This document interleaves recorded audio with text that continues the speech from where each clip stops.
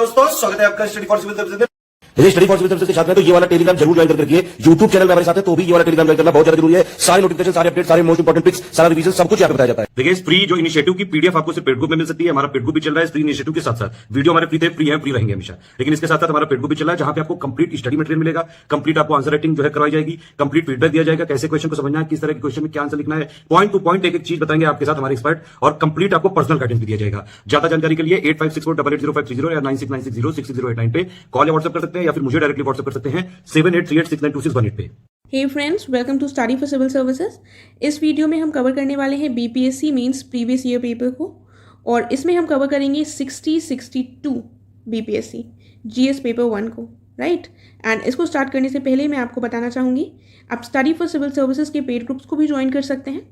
यहाँ पर UPSC, BPSC, UPPSC and UPSC और ईपीएफओ, इन सभी से रिलेटेड टेस्ट सीरीज और कंप्लीट स्टडी मटेरियल दोनों ही चीज़ें यहाँ पर अवेलेबल हैं। इससे रिलेटेड आपको अधिक जानकारी इन गिवन नंबर्स पर मिल जाएगी। साथ ही आप हमारे टेलीग्राम चैनल से भी जुड़ सकते हैं, जिसके माध्यम से आपको सारे अपडेट्स आसानी से मिल सकते हैं। तो आइए अब हम स्टार्ट करते हैं अपने वीडियो के साथ। देखिए, पहले क्वेश्चन पर आने से पहले मैं आपको ये बताना चाहूँगी कि कुछ क्वेश्चन ऐसे हैं बीपीएससी में, हर एग्जाम में होते हैं, जो हर बार रिपीट होते हैं। जैसे एक क्वेश्चन का एग्जाम्पल लें हम अगर, तो मॉडर्न आर्ट से रिलेटेड, ठीक है। ये क्वेश्चन काफ़ी बार पूछा जा चुका है। 64th बीपीएससी में पूछा गया था, और इस वाले एग्जाम में भी पूछा गया था 60-62 वाले में। उसके बाद पूछा गया था 53-55 बीपीएससी में। तो ऐसे क्वेश्चंस को मैं रिपीट नहीं करूँगी, हम एक बार ऑलरेडी इसको डिस्कस कर चुके हैं 64th बीपीएससी वाले एग्जाम के डिस्कशन में, पेपर के डिस्कशन में। तो उन क्वेश्चंस का यहाँ पर रिपीटिशन नहीं होगा। जो नए क्वेश्चंस हैं केवल वही हम डिस्कस करेंगे। आप उन क्वेश्चंस को देखने के लिए उस वीडियो को रेफर कर सकते हैं अगर आपने उसको नहीं देखा है तो। एंड साथ ही हम करंट अफेयर्स के जो क्वेश्चन हैं उनको भी डिस्कस नहीं कर रहे हैं, क्योंकि आपको पता है कि वो अब रेलेवेंट नहीं रह गए हैं। तो रिपीटेशन नहीं है और करंट अफेयर्स के क्वेश्चंस नहीं है। साथ ही अगर आपको कोई और डाउट है, अगर किसी क्वेश्चन में कोई भी आपका क्वेश्चन है, तो आप कॉमेंट करके पूछ सकते हैं, मैं ट्राई करूँगी उसका आंसर करने का। तो आइए अब हम स्टार्ट करते हैं अपने फर्स्ट क्वेश्चन से। पहला क्वेश्चन है हमारा, 1942 का जो भारत छोड़ो आंदोलन है, इसके दौरान बिहार में लोगों की भागीदारी का हमको वर्णन करना है। तो जो भारत छोड़ो आंदोलन है वो 1942 का था, यहाँ क्वेश्चन में दिया हुआ है। तो ये ब्रिटिश शासन के खिलाफ महात्मा गांधी के नेतृत्व में तीसरा जन आंदोलन था। तो ये हमारा यहाँ पर इंट्रोडक्शन हो गया। इस आंदोलन में देश भर के लोगों ने भाग लिया था। ये सबसे बड़ा आंदोलन था, जो थर्ड आंदोलन था, ये सबसे बड़ा मास मूवमेंट था गांधी जी का, ठीक है। और इसीलिए बिहार में भी बड़ी जनसंख्या ने इसमें भागीदारी की थी। और डॉक्टर राजेंद्र प्रसाद इस समय पर कांग्रेस के प्रमुख नेताओं में से थे, जो बिहार से थे।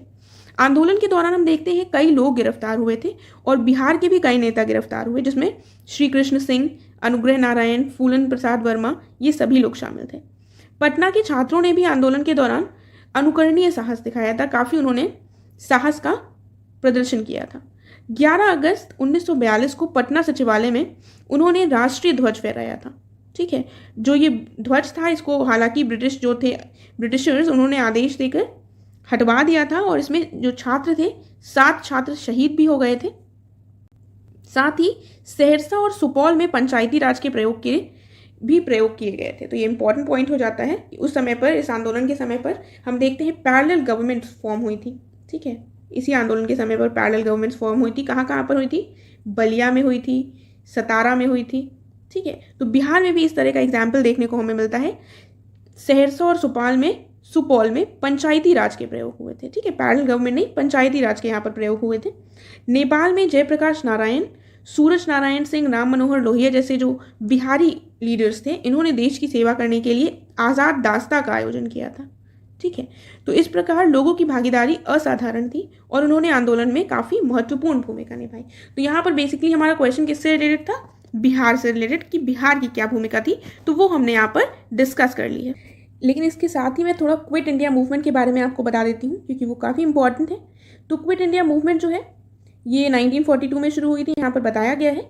जो कांग्रेस वर्किंग कमेटी थी, इसने बॉम्बे में 5 अगस्त 1942 को एक मीटिंग रखी थी कांग्रेस वर्किंग कमेटी ने, और इन्होंने पास किया था रेजोल्यूशन क्विट इंडिया का। उस समय पर इन्होंने पास किया था क्विट इंडिया का रेजोल्यूशन, और यहीं पर महात्मा गांधी ने डू और डाई का नारा दिया था, ठीक है। ये बहुत ही इंपॉर्टेंट स्लोगन है इस मूवमेंट से रिलेटेड।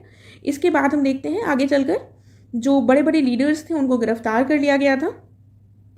जिसकी वजह से इसको स्वतः स्फूर्त मूवमेंट भी कहा जाता है, स्वतः स्फूर्ति आंदोलन, क्योंकि इसमें जो लीडर्स थे वो गिरफ्तार कर लिए गए थे और जो गांधी जी की स्पीच से लोग प्रभावित हुए थे और उन्होंने अपना नेतृत्व स्वयं ही किया था। ठीक है, तो ये काफ़ी बड़ा आंदोलन था, काफ़ी बड़ी जनसंख्या में लोगों ने इसमें पार्टिसिपेट किया था और भयंकर इस समय पर जो मूवमेंट था उसको दबाने के भी प्रयास किए गए थे ब्रिटिशर्स के द्वारा। तो मैंने थोड़ा बेसिक बता दिया है इस मूवमेंट से रिलेटेड। हम बढ़ते हैं अपने नेक्स्ट क्वेश्चन की तरफ। इसमें कहा गया है कि गांधी की रहस्यमयता में मूल विचारों का दाव पेच की सहज प्रवृत्ति और लोक चेतना की अनोखी पैठ के साथ अनोखा मेल है। इसकी व्याख्या कीजिए। तो इसको एक बार इंग्लिश में भी देख लेते हैं। Gandhi's mistake consisted of a union of original ideas with a remarkable flair for tactics and uncanny insight in the mass mind। देखिए यहाँ पर थोड़ा क्वेश्चन जो है उसकी लैंग्वेज थोड़ी टफ बनाई गई है ताकि आप थोड़ा कंफ्यूज हो जाएं। तो क्वेश्चन में ऐसा कुछ भी नहीं है, बस इसमें कहा गया है जो गांधी जी का कैरेक्टर था, जो उनकी पर्सनालिटी थी, वो काफ़ी चीज़ों का मिश्रण थी, तो काफ़ी बैलेंस्ड, उनकी काफ़ी अनोखी पर्सनालिटी थी, उसी के बारे में हमको यहाँ पर चर्चा करनी है। तो हम इंट्रोडक्शन में गांधी जी के बारे में थोड़ा सा बताएंगे। और मोहनदास करमचंद गांधी महात्मा के रूप में जाने जाते थे, इस तरह से हम थोड़ा इंट्रोडक्शन दे सकते हैं। और ये एक भारतीय वकील थे जिन्होंने 1947 में अपने देश को ब्रिटिश औपनिवेशिक शासन से आज़ादी दिलाने में अहम भूमिका निभाई थी। ठीक है, और उसके बाद कहा गया है कि स्वशासन के लिए अपने अहिंसक असहयोग अभियान के हिस्से के रूप में गांधी जी ने भारत के लिए आर्थिक स्वतंत्रता के महत्व पर भी जोर दिया था। तो इन्होंने आर्थिक स्वतंत्रता के लिए क्या क्या कहा था, इन्होंने विलेज लेवल पर बात की थी, विलेज इंडस्ट्रीज़ की स्थापना करने की, कॉटेज इंडस्ट्रीज़ की स्थापना पर इन्होंने जोर दिया था। आगे देख लेते हैं। कांग्रेस पार्टी के अधिकारों को प्राप्त करने के साथ ही गांधी जी ने स्वतंत्रता आंदोलन को एक विशाल संगठन में बदल दिया था। तो हम देखते हैं कि चंपारण सत्याग्रह में लिखा जाता है, उसके बाद से इंडियन नेशनल जो मूवमेंट रही है उसमें गांधी जी ने एक अहम भूमिका निभाई और उसको गांधीयन एरा भी कहा जाता है। इसीलिए उसको क्या कहा जाता है, इंडियन नेशनल मूवमेंट का गांधीयन एरा। फिर हम देखते हैं इन्होंने 3 बड़े जन आंदोलनों का नेतृत्व भी किया है, जिसमें समाज के सभी स्तर थे, सभी लोगों ने भागीदारी की। ठीक है, तो इनके मास मूवमेंट्स को काफ़ी ज़्यादा लोगों के द्वारा लोगों ने इसमें बढ़ चढ़कर भागीदारी की थी। और हम एक और एग्जाम्पल देखते हैं कि चौरी चौरा इंसिडेंट हो गया था। कब हुआ था ये? 5 फरवरी 1922 को, जिस समय पर नॉन कोऑपरेशन मूवमेंट चलाया जा रहा था गांधी जी के द्वारा। इस घटना के कारण, क्योंकि इसमें वायलेंस का प्रयोग हो गया था, इसीलिए गांधी जी ने जो नॉन कोऑपरेशन मूवमेंट था उसको वापस ले लिया था। तो ये एक प्रकार से गांधी जी की दूरदृष्टि का ही उदाहरण है, क्योंकि उस दौर में जब लोगों को लग रहा था कि गांधी जी को ऐसा नहीं करना चाहिए, तो गांधी जी ने परिस्थितियों का सही से आकलन कर इस मूवमेंट को वापस ले लिया। ठीक है, तो इनकी जो दूरदृष्टि थे, उन्हें जन आंदोलनों के दौरान लोगों की दशा को समझने में ये मदद करती थी। उनको पता था कि कोई भी आंदोलन जो है वो निरंतर नहीं चल सकता, हर आंदोलन की एक अपनी लिमिट होती है। इसीलिए वो सही समय पर वो आंदोलन को स्टार्ट करते थे, और जब उन्हें लगता था कि आंदोलन को लंबा नहीं खींचना चाहिए या तो लोगों के लिए हितकारी नहीं रहेगा, जैसे कि चौरी चौरा की घटना के बाद एक्सप्लॉयटेशन काफ़ी बढ़ सकता था ब्रिटिशर्स के द्वारा, जो ऑलरेडी हो रहा था वो और 2 गुनी 3 गुनी स्पीड से हो सकता था। तो उन्होंने ये बेहतर समझा कि वायलेंस को अपनाने के बजाय वो मूवमेंट को वापस ले लें, ताकि अगर वो वायलेंस को अपनाएंगे तो और परेशानियां बढ़ सकती थी जनता के लिए। तो उन्होंने ये अपनी दूरदृष्टि का ही प्रदर्शन किया था, और उन्होंने सामाजिक रूप से न्यायपूर्ण समाज की स्थापना पर जोर दिया, जहाँ पर सभी लोग बराबर हों। उन्होंने दलितों के लिए भी कार्य किया था। तो ये भी आप यहाँ पर एग्जाम्पल लिख सकते हैं। ये इस क्वेश्चन में हमको बंगाली साहित्य और संगीत में रविंद्रनाथ टैगोर के योगदान का मूल्यांकन करना है। ठीक है, उनके कॉन्ट्रीब्यूशन को इवैल्यूएट करना है बंगाली लिटरेचर और म्यूज़िक में। रविंद्रनाथ टैगोर जो थे वो एक लेखक, कवि, चित्रकार और दार्शनिक थे, और इन्होंने बंगाली साहित्य और संगीत को एक नया रूप दिया है। ठीक है, इन्होंने बंगाल को वो पहचान दी थी जिसके लिए उसकी जो भाषा और संस्कृति है वो हमेशा से योग्य थी। वो पहचान बंगाल को रविंद्रनाथ टैगोर के द्वारा ही दी जा पाई थी। उनकी रचनाएं जनगण मन, अमार सोनार बांग्ला, ये भारत और बांग्लादेश के राष्ट्रगान हैं, आपको पता है इसके बारे में। और इन्होंने अपनी जो पुस्तक है गीतांजलि, इसके साथ अंतर्राष्ट्रीय मान्यता भी प्राप्त की थी। और संगीत के क्षेत्र में रविंद्र संगीत का अलग ही स्थान है। ठीक है, रविंद्र संगीत के नाम से जाना जाता है, जो इनका म्यूजिक में कंट्रीब्यूशन है उसके लिए। ठीक है, और हिंदुस्तानी संगीत की ठुमरी शैली से भी ये काफ़ी प्रेरित थे। साथ ही हम देखते हैं कि इन्होंने अपने लेखन में, जो इनका लेखन था, इसके माध्यम से वे बंगाल में पुनर्जागरण लाने में सक्षम रहे थे। पुनर्जागरण यानी कि रेनेसा। तो जो रेनेसा पीरियड होता है वो एक तरह से जो पुरानी परंपराएं थी उनको फिर से एक बार फोरफ्रंट में लाना, जो पुरानी चीज़ें थी उनको फिर से सामने लाना लोगों के, वो कहलाता है, ठीक है, पुनर्जागरण, पुनः एक बार जागृत करना। तो जो टैगोर फैमिली थी उसने, पूरी फैमिली ने इस रेनेसां में काफ़ी महत्वपूर्ण भूमिका निभाई थी, ठीक है। साथ ही आपको पता है जो इनकी पुस्तक रही है ये गीतांजलि, इसके लिए इनको नोबेल प्राइज़ मिला है। और नोबेल प्राइज़ इनको कब मिला था? 1913 में मिला था। ये काफ़ी इंपॉर्टेंट है, कई बार प्रीलिम्स में भी पूछा जाता है। साथ ही इनके जो और कार्य हैं उनमें मानसी, सोनार तोरी, बालिका, इस तरह के कार्यों को भी आप मेंशन कर सकते हैं। इनकी जो पोएटिक स्टाइल थी वो काफ़ी वेरीड थी, उसमें काफ़ी सारी चीज़ें इंक्लूडेड थी और इन्होंने 2000 से ज़्यादा संगीत लिखे हैं, ठीक है। तो इस तरह के कुछ पॉइंट्स आप लिख सकते हैं, राइट। फिर हम देखते हैं नेक्स्ट क्वेश्चन, आगे बढ़ते हैं। इसमें हमको जवाहरलाल नेहरू की विदेश नीति की मुख्य विशेषताओं की जांच करनी है। तो जवाहरलाल नेहरू हमारे स्वतंत्र भारत के प्रथम प्रधानमंत्री थे। इन्होंने जो इंडिया की विदेश नीति है उसको एक तरह से उसका फाउंडेशन स्थापित किया था। तो हम देख लेते हैं इसके पॉइंट्स। सबसे पहले कहा गया है भारत की विदेश नीति का जो संचालन है वो पंडित जवाहरलाल नेहरू के मार्गदर्शन में ही किया गया, जो मैंने आपको बताया है, क्योंकि ये पहले हमारे प्राइम मिनिस्टर थे जो स्वतंत्र भारत को जिन्होंने लीड किया था और इसकी फॉरेन पॉलिसी को इन्होंने स्थापित किया था। तो इसकी विशेषताएं क्या थी? एक ऐसे समय पर जब इंडिया भुखमरी से पीड़ित था, काफ़ी समस्याओं से जूझ रहा था और वर्ल्ड जो था वो बायपोलर था, एक तरफ था यूएस, एक तरफ था सोवियत यूनियन। तो इन्होंने गुट निरपेक्षता यानी कि नॉन अलाइनमेंट की बात कही थी और नॉन अलाइनमेंट में ये इन दोनों ही गुटों में से किसी में भी सम्मिलित नहीं हुए, राइट। तो ये नॉन अलाइनमेंट की जो ये पॉलिसी थी इसमें ये जवाहरलाल नेहरू जी के द्वारा ही दी गई थी। उसके बाद हम देखते हैं गुट निरपेक्षता की जो नीति है ये पंचशील के 5 सिद्धांतों पर आधारित थी। इन्होंने पंचशील के भी जो सिद्धांत है ये स्थापित किए थे। तो इसमें इन्होंने क्या कहा था कि एक दूसरे की जो क्षेत्रीय अखंडता है, जो टेरिटोरियल इंटेग्रिटी और सॉवरेनिटी है, उसको रिस्पेक्ट करेंगे म्यूचुअली। हम आक्रमण नहीं करेंगे किसी दूसरे राष्ट्र पर, एक दूसरे के जो सैन्य मामले हैं उनमें भी हस्तक्षेप नहीं करेंगे। हम समानता पर एक दूसरे से वार्ता करेंगे राष्ट्र आपस में और आपसी लाभ को वरीयता देंगे। साथ ही इन्होंने शांतिपूर्ण सह अस्तित्व की भी बात कही थी कि पीसफुल को एग्जिस्टेंस रहेगा कंट्रीज का, ठीक है। इनकी जो विदेश नीति थी वो साम्राज्यवाद और उपनिवेशवाद विरोध पर आधारित थी। आपको पता है कि ये जो उपनिवेशवादी एक राष्ट्र के रूप में भारत रहा है, तो उन्होंने इसका पूरी तरह से विरोध किया और जो भी अफ्रीकन कंट्रीज इससे पीड़ित थी उनका भी इन्होंने साथ दिया। जो रेसिज्म की पॉलिसी रही है, रेसिस्ट जो यूरोपियन कंट्रीज़ ने रेसिज्म की पॉलिसी का यूज़ किया है, सबसे ज़्यादा अफ्रीकन कंट्रीज इससे पीड़ित रहे हैं, तो वहाँ पर भी इंडिया ने अपने फॉरेन पॉलिसी के तहत इसका विरोध किया और इन्होंने यूएन का पूर्ण समर्थन किया, क्योंकि इनका मानना था कि अगर यूनाइटेड नेशंस जैसा एक ऑर्गेनाइजेशन रहेगा तो पूरा जो ग्लोबल पीस है वो इस्टेब्लिश हो सकेगी। लेकिन कुछ कमियां भी थी। क्या कमियां रही कि इन्होंने कुछ ज़्यादा ही आइडियलिस्टिक सोच रखी। इनको लगा कि आइडियलिज्म में चीज़ें हो जाएंगी, लेकिन उसी का परिणाम रहा कि इंडिया और चाइना के बीच में जो वॉर हुआ था उसको इन्होंने एक्सपेक्ट नहीं किया था और उस वॉर के चक्कर में इंडिया को काफ़ी नुकसान सहना पड़ा और चाइना का जो रियल मोटिव था उसी वॉर से सामने आया। तो इनकी आइडियलिस्टिक पॉलिसी का ही नतीजा था कि ये इंडिया इस वॉर को जीत नहीं सका था, राइट। एक और जो कमी में हम मेंशन कर सकते हैं वो है कि जब पाकिस्तान ने इंडिया के इंडिपेंडेंस के बाद कश्मीर पर अटैक कर दिया था एक तरह से, तो नेहरू जी यूएन चले गए थे, जिसकी वजह से वहाँ पर एक पैक्ट साइन हो गया था और सीज फायर का ऑर्डर दे दिया गया था और इंडिया का काफ़ी सारा कश्मीर का हिस्सा पाकिस्तान ऑक्यूपाइड कश्मीर हो गया है, ठीक है। तो ये भी एक उनका आइडियलिज्म का ही उदाहरण है। तो इस तरह से हम इनकी कमियां बता सकते हैं, लेकिन एंड में हमको क्या लिखना है कि इन्होंने काफ़ी ज़्यादा हेल्प करी इंडिया की ग्रोथ में। इनकी वो नीतियाँ थी, इनका वो मार्गदर्शन था, जिसकी वजह से इंडिया की एक मजबूत विदेश नीति स्थापित हो सकी और आज इंडिया जिस जगह पर है उसमें इनकी महत्वपूर्ण भूमिका रही, ठीक है। तो इस तरह से हम उसको कंक्लूड कर सकते हैं। फिर आता है 1813 से 1947 तक बिहार में पश्चिमी जो शिक्षा थी इसके विकास पर हमको यहाँ पर चर्चा करनी है।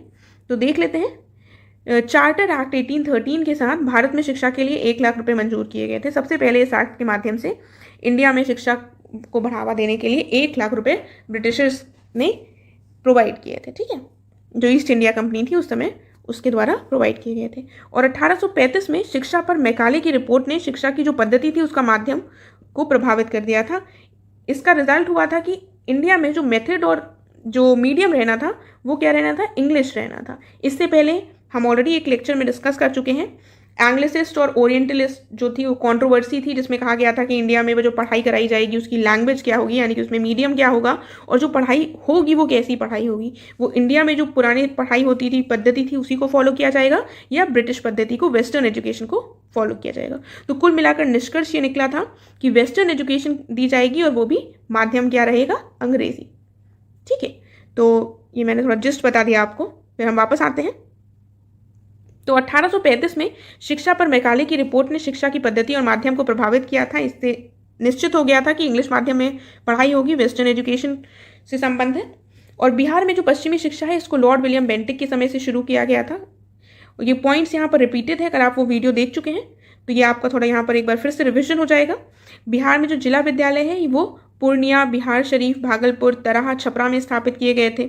और 1863 में देवघर, मोतिहारी, हजारीबाग में जिला स्कूल खोले गए थे। साथ ही जनवरी 1863 में पटना कॉलेज की स्थापना की गई थी। देखिए कुछ ईयर्स के साथ आपको ये सब रटना पड़ेगा, कुछ चीज़ें तो हमें पॉइंट्स लिखने ही होते हैं ताकि हम अपने आंसर को थोड़ा अच्छा बना सकें। तो बिहार में शिक्षा का विकास इन्हीं कॉलेजेस और इन्हीं इंस्टीट्यूट्स की स्थापना के साथ ही हुआ, तो इनके बारे में लिखना बहुत ही इंपॉर्टेंट है। ठीक है, तो 1925 में हम देखते हैं पटना मेडिकल कॉलेज की स्थापना हुई। और फिर कृषि से संबंधित अनुसंधान और प्रयोगों के लिए कृषि अनुसंधान केंद्र और प्रयोग फर्म जो है वो 1902 में स्थापित किया गया था। और 1926 में धनबाद में इंडियन स्कूल ऑफ माइंस स्थापित किया गया। और 1930 में पटना में पशु चिकित्सा अस्पताल स्थापित किया गया। तो इस तरह से बिहार में शिक्षा, जो पश्चिमी शिक्षा थी, उसका विकास हुआ। और कंक्लूजन में हम ऑलरेडी डिस्कस कर चुके हैं, फिर से बता देती हूँ मैं आपको। तो जो भी ये शिक्षा पद्धति लाई गई थी, पश्चिमी शिक्षा का विकास किया गया था, वो सारा किसके लिए किया गया था, ब्रिटिशर्स के लिए। इसमें इंडियंस का कुछ भी नहीं था, इन्हीं के कुछ अपने फ़ायदे थे जिसके लिए इंडिया में ये सारी चीज़ें लाई गई।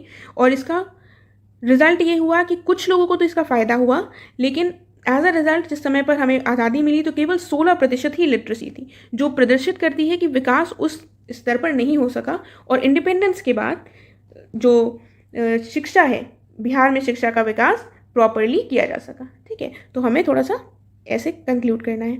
नेक्स्ट क्वेश्चन की तरफ बढ़ते हैं। करंट अफेयर्स दिए हुए हैं यहाँ पर, आप देख लीजिए, पता चल जाएगा। फिर से यहाँ पर मेंशन कर दिए हैं मैंने क्वेश्चंस, ताकि आपको पता चल सके किस तरह से क्वेश्चंस पूछे जाते हैं। तो डोकलाम गतिरोध से संबंधित प्रश्न पूछा गया है। कहा गया है इसके अंतर्निहित कारण क्या थे और भारत ने इससे कूटनीतिक और रणनीतिक मंच पर क्या सीखा। क्या गांधीवादी दर्शन और ऐसे विवादों को सुलझाने में मददगार हो सकता है, यदि हाँ तो कैसे। तो गांधीवादी जो दर्शन है, इसको आपको हमेशा ऐसा क्वेश्चन आता है तो आपको बताना पड़ेगा कि हो सकता है, कि हम क्या कर सकते हैं, और थोड़ा सा उसके बारे में नेगेटिव भी बताना पड़ेगा, पॉजिटिव और नेगेटिव दोनों बताना पड़ेगा। फिर वे फॉरवर्ड के साथ अपने आंसर को आप कंक्लूड कर सकते हैं। ये आप नहीं कह सकते कि नहीं गांधीवादी दर्शन नहीं हो सकता और हमें सिर्फ युद्ध करना पड़ेगा, वही हो सकता है केवल, ऐसे कभी भी हम आंसर में नहीं लिखेंगे। हम आंसर में लिखेंगे कि गांधीवादी दर्शन क्या रहा है, वो नॉन वायलेंस का रहा है, नॉन वायलेंस को उन्होंने सपोर्ट किया है, उन्होंने सत्याग्रह की बात की है। तो इस तरह से जो भी उनके इंस्ट्रूमेंट्स थे उसका प्रयोग कर हम थोड़ा सा एक डिप्लोमैटिक फ्रंट पर सिचुएशन को डील करने की कोशिश कर सकते हैं। हालांकि हाउएवर हमें कुछ और स्टेप्स भी लेने की ज़रूरत है। तो इस तरह से आप अपने आंसर को बैलेंस कर सकते हैं इस तरह के क्वेश्चन में। उसके बाद डिमोनेटाइजेशन स्कीम के बारे में पूछा गया है, जो काफ़ी ज़्यादा चर्चा का विषय रही है। और पूछा गया है कि आपके विचार में ये किस हद तक सफल या असफल रही। तो इसके ये आपको यहाँ पर दोनों ही प्रोज एंड कॉन्स बताने हैं, कि सक्सेस और फेलियर्स बताने हैं, सॉरी। और बिहार सरकार की जो शराबबंदी नीति पर इसका क्या प्रभाव पड़ा, उस समय पर ये की गई थी। उसके बाद बात की गई है उत्तर कोरिया और अमेरिका के बीच विवाद स्पष्ट करें। ठीक है, बीच में काफ़ी जो यूएस प्रेसिडेंट ट्रंप थे उस समय पर काफ़ी ज़्यादा ये विवाद रहा था, तो उस समय पर ये इंपॉर्टेंट था। जैसे क्या संयुक्त राष्ट्र विवाद को सुलझाने में महत्वपूर्ण भूमिका निभा रहा है, यदि हाँ तो कैसे, यदि नहीं तो कारण बताएं। तो इसमें भी कोई भी आंसर हम लिखते हैं तो उसको हमें बैलेंस करके लिखना है। हम सिर्फ उसके पॉजिटिव पॉइंट्स या सिर्फ उसके नेगेटिव पॉइंट्स नहीं बता सकते। भले ही आप उसके बारे में कोई भी विचार रखते हो, आपकी कैसी भी सोच हो, लेकिन जब हम आंसर लिख रहे हैं तो हमको एक बैलेंस बनाकर लिखना है, ये हमेशा ध्यान रखिएगा। ठीक है, तो इस मुद्दे को हल करने के भी हमें इसमें सुझाव देने थे। उसके बाद GST, goods and services tax से रिलेटेड क्वेश्चन है, इसकी शुरुआत के पीछे कारण पूछे गए हैं। और भारत की अर्थव्यवस्था और इसकी जो मौद्रिक नीति पर इसके कार्यान्वयन के पक्ष और विपक्ष क्या थे। तो ये सारे हम क्वेश्चन पूछे गए हैं, जिससे आपको आइडिया लग जाएगा कि प्रेजेंट में कौन से करंट अफेयर्स जब आप पढ़ेंगे तो कैसा क्वेश्चन बन सकता है। ठीक है, एक और क्वेश्चन है यहाँ पर, इसको हम डिस्कस कर लेते हैं। पूछा गया है कि आप मानव अधिकारों से क्या समझते हैं और संयुक्त राष्ट्र संघ द्वारा जो मानव अधिकार की सार्वभौमिक घोषणा पर प्रकाश डालना है हमको यहाँ पर, और बिहार सरकार ने पिछले 1 दशक में उन्हें बढ़ावा देने के लिए क्या बड़े प्रयास किए हैं ये भी बताना है। देखिए, मानव अधिकार यानी ह्यूमन राइट्स, इसका बेसिक मतलब क्या हुआ, हमें वो अधिकारों की बात करनी है जो एक ह्यूमन होने के नाते हमें प्राप्त होते हैं। ठीक है, यहाँ हम कोई सिटीजन किसी देश के हैं या नहीं हैं इससे फ़र्क नहीं पड़ता, हम एक मानव हैं, तो उस रूप में हमें जो अधिकार प्राप्त होते हैं, जो स्वतंत्रताएं प्राप्त होती हैं, वो हमारे मानव अधिकार कहलाते हैं। ठीक है, तो ये मूल अधिकार और स्वतंत्रताएं हैं जो दुनिया के हर व्यक्ति को जन्म से लेकर मृत्यु तक प्राप्त होती हैं, क्योंकि वो एक मानव है और मानव अधिकारों की बात हो रही है। तो इस तरह से अगर आप वर्ड को पढ़ेंगे ना तो आपको उसका मतलब समझ में आ जाएगा। Universal declaration of human rights UDHR मानव अधिकारों के इतिहास में एक मील का पत्थर रहा है। संयुक्त राष्ट्र महासभा के द्वारा 10 दिसंबर 1948 को सभी लोगों और सभी देशों के लिए एक सामान्य मानक के रूप में घोषित किया गया था। ठीक है, और ये पहली बार मौलिक मानव अधिकारों को सार्वभौमिक रूप से सुरक्षित करता है। तो इसके माध्यम से पहली बार ऐसा कोई प्रयास हुआ था। इसमें 30 अनुच्छेद हैं और एक प्रस्तावना भी है। इसमें गरिमा, स्वतंत्रता, समानता, व्यक्तिगत अधिकार, संवैधानिक स्वतंत्रताएं, आर्थिक, सामाजिक और सांस्कृतिक अधिकारों की अवधारणाएं भी शामिल हैं। ठीक है, साथ ही इसमें इन अधिकारों का उपयोग करने के तरीके भी बताए गए हैं। उसके बाद क्वेश्चन का जो दूसरा पार्ट था वो बिहार से रिलेटेड था। बिहार ने इसके बारे में क्या किया है इससे रिलेटेड, तो ये क्वेश्चन हमेशा ध्यान से पढ़िएगा, ऐसा ना हो कि आप ये इंपॉर्टेंट आधा पार्ट लिखना ही भूल जाएं। ठीक है, तो क्वेश्चन के सारे एस्पेक्ट्स को हमें कवर करना होता है। हम ये देख लेते हैं, बिहार ह्यूमन राइट्स कमीशन यानी कि बिहार मानवाधिकार आयोग की स्थापना कब हुई थी? 3 जनवरी 2000 को हुई थी, और ये 25 जनवरी 2008 से 8 सालों के बाद से ये कार्यशील हो गया था। और पिछले दशक में सरकार के द्वारा जो प्रयास किए गए उनमें क्या क्या हुआ, BHRC ने मोहम्मद हाशिम की अवैध जो हिरासत थी उसके लिए मुआवजे का आदेश दिया। कुछ चीज़ यहाँ पर हमें एग्जाम्पल्स लिखने हैं। बेसिकली BHRC क्या है आप समझ गए होंगे, ये बिहार ह्यूमन राइट्स कमीशन है। ठीक है, ये बिहार ह्यूमन राइट्स कमीशन है। इसके अलावा एक और एग्जाम्पल है राम जो देवी केस है, इसमें मुआवजा दिया गया था, और बुलबुल देवी और साधना देवी केस में भी मुआवजा दिया गया। तो ये बिहार ह्यूमन राइट्स कमीशन के द्वारा जो कार्य किए गए उनके एग्जाम्पल हम दे सकते हैं, और इसकी स्थापना बिहार सरकार ने ही की थी। तो इस तरह से हम यहाँ पर ह्यूमन राइट्स के बारे में बिहार के जो भी प्रयास रहे हैं उनके बारे में बता सकते हैं। तो इसके साथ हमारा ये वीडियो कंप्लीट हुआ। हम मिलते हैं नेक्स्ट लेसन में। Thank you so much.